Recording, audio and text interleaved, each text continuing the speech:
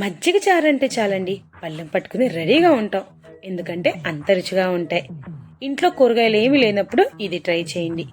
ముందుగా ఒక బౌల్లోకి కట్ చేసుకున్న ఆనియన్ పచ్చిమిర్చి వేసుకుని బాగా కలుపుకోవాలి. రెండు కలిసాక ఇప్పుడు ఇందులోకి 1 కప్పు వరకు చిక్కటి పెరుగు వేసుకోండి. అదే కప్పులో నీరు కూడా పోసుకొని ఇంకొక కప్పు వరకు వేసుకోండి. ఈ రెండు వేసుకున్నాక ఒక్కసారి విస్క్ చేసుకోండి. అందులోకి టేస్ట్కు సరిపడేలాగా 2 స్పూన్ల సాల్ట్, అదేవిధంగా 2 స్పూన్ల కారం వేసుకుని ఇంకొకసారి బాగా మిక్స్ చేయండి.